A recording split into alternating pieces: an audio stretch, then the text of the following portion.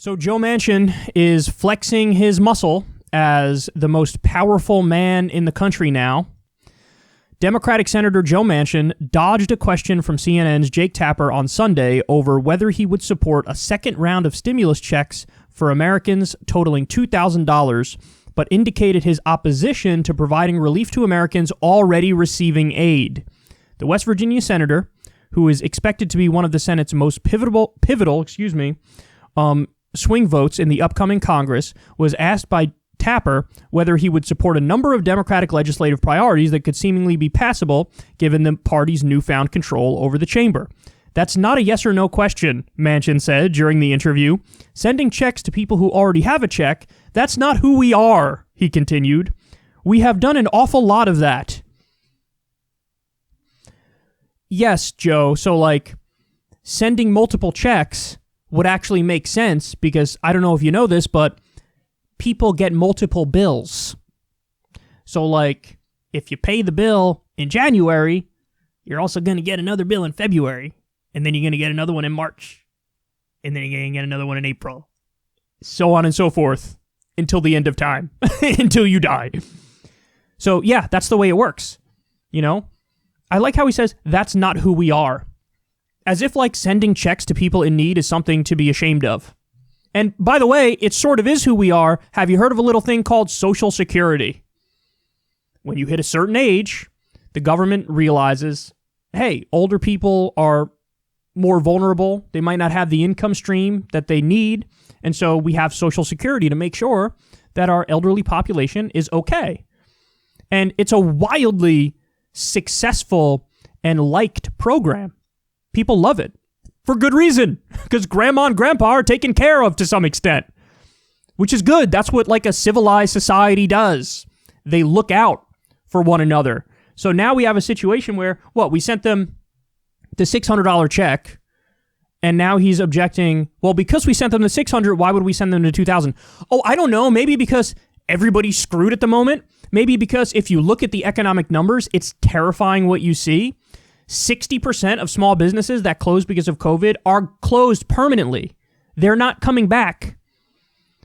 Depending on what numbers you look at, 30% or higher of the American people couldn't make rent, and I'm going back 3-4 months ago now. Imagine what the hell it's like now. You know? By the way, there's going to come a time when they get rid of the protections because of COVID, so there's a ban there's a moratorium, I should say, on evictions and foreclosures in some places, right? And some are skirting it, and it's much more complicated.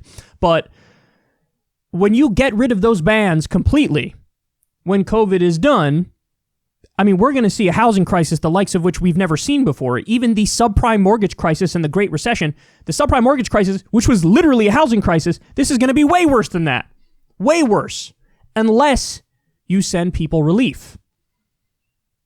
And, he's whining over another $2,000 check. People desperately need that money. They desperately need that money. And you look at the rest of the developed world and how they reacted. Depending on which country you look at, again, it's a much more complex issue than I could sum up in this segment here, but you have some places that did temporary nationalization of wages. So when they locked down because of COVID, the government pays a certain percentage of what your wage is, and you get to stay home. Other places do recurring checks. So we had one at the beginning of this 9 months ago or 10 months ago. Then we had another $600 one, which is significantly less. It's half the one that was sent previously that we just did. And he's saying $2,000 is too much. Well, Joe, I hate to tell you, it's an 80% issue. 80% of the American people want the $2,000 checks. You want to know why? Because about 80% of them desperately need the $2,000 checks. Because there's a pandemic and what is effectively a depression. I don't care what the stock market is showing, because the stock market is not a reflection on your average working person. This is something that a West Virginia Democrat should know. This is what he always calls himself. I'm not like a New York Democrat. I'm a West Virginia Democrat, which in his mind means, I'm more for working Americans. I'm more in touch with regular workers. But in reality, what that means is Joe Manchin is more corrupt. Joe Manchin agrees more with Republicans. Joe Manchin is willing to do bipartisan deals that usually include Wall Street deregulation and more war. That's what that means. If you're a real West Virginia Democrat, yes, you should be more populist. You should be more in favor of working people. Instead, you're not. You say you're a West Virginia Democrat, and then you bash ideas that would help working Americans. This is a guy who went along with more Wall Street deregulation. I remember because we covered the story. Maybe it was a year or two ago, something like that. But he's turning his back on 80% of the American people. Working people who desperately need help. They desperately need a check.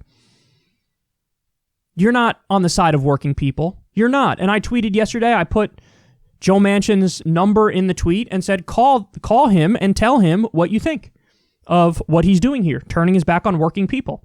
Call him and tell him what you think. Because if you look at his voting record, it's like about 50% of the time he votes with the Democrats, and then 50% of the time he votes with the Republicans. And this is one where he's siding with the Republicans. Now, all hope is not lost, though. Because first of all, it's good that everybody's calling him and saying, how dare you? I need that money. We need that money. Working people are struggling now. But beyond that, Democrats have a majority. And if they lose Manchin, they could just get Hawley. Hawley is on the record as being in favor of, he was for the $1,200 checks. He'll probably be on board for the $2,000 checks. So you lose Manchin, you pick up Hawley, and you just got to hold the rest of the Democrats. And we can get this passed through budget reconciliation. But I'm telling you right now, if the Democrats back off of this, if the Democrats can't get this through, good luck in the next election. Doesn't matter how shattered and broken the Republicans are. If you go back on the number one main promise that you made and the reason why you won those races in Georgia, there's nothing anybody can say or do that would make people get over that. Because the whole point was Biden said it, Ossoff said it, Warnock said it, you vote for us, we get the $2,000 checks. Manchin just threw a wrench in that. You better cobble this thing together in some way. You better do it. Because the whole reason you won, one of the main reasons you won, is because you said $2,000 checks are coming in the middle of what is effectively a depression. So you better find a way to get that done. You better do it. And I don't want to hear any bullshit. Oh, we can't because we're 1 or 2 votes short. Then find the fucking vote. Then find the vote. We're tired of the sadness and the weakness and the no spine, no backbone, no fight. You better get this through because you said you'd get it through. You better get it through. And if Joe Manchin gets in the way, then we'll find somebody else like Hawley to pick up the mantle. But beyond that, also, I don't even want to accept that Joe Manchin says no to this. By the way, it was like a waffly comment. Originally, he said no, and then there was a bunch of pushback, and so now he changed it to just waffling, to saying, like, nah, I don't know. So now he's sort of undecided on it. So let's force him to say yes. Let's force him to say yes. That's thing number one. But even if he doesn't, we get Hawley. You know, there might be 1 or 2 other Republicans that'll come on board for it. Who knows? We'll see. But man, this is so annoying because it really does blow up his main facade. The mask he puts on, it really rips that off. Because Joe Manchin's whole shtick is, I'm a more reasonable Democrat. I'm a problem solver. I'm a West Virginia Democrat. And the impression he tries to leave you when he says that is, I'm not one of those elitist, out-of-touch coastal Democrats. I'm for working people. And then he turns his back on working people immediately by abandoning the $2,000 checks. There's a reason why it's an 80% issue. There's a reason why. It's an 80% issue because people are struggling right now. People desperately need those checks. We're effectively in a depression. And so this is the best thing that you could do to help the American people. And if you don't like the idea, thinking of it as some sort of a subsidy or whatever, then just think of it as a tax cut. That's it. A lot of the people who are going to get the $2,000 have paid way more than $2,000 in taxes, so you could just say, I'm giving them back their own money. However you want to think of it and view it, to rationalize it and say it's okay, I don't care. Think of it however the hell you want to. But it's the right policy. People need help at this time. Working people need help. Through no fault of their own, people are struggling. So if Joe Manchin wants to turn his back on the American people, on working Americans, by all means. But there are consequences for your actions, son. And you need to know it. And that's why people are calling his office and letting him know, you better not do this. How pathetic would it be if frickin' Josh Hawley, a Republican who's kind of a fake populist because his voting record is really not that populist, even though he talks a populist language. If Josh Hawley outlefts Joe Manchin on this issue, so pathetic. You're not like a more serious person because you don't want to give aid to the American people, Joe. You're not a more serious person. It makes you pathetic, and it makes you also more corrupt, and everybody needs to look at where he takes his money from, too. Because the whole tap dance of a West Virginia Democrat, nonsense. He's not for working people. He's just a Democrat who's more corrupt and more willing to do the bidding of big donors.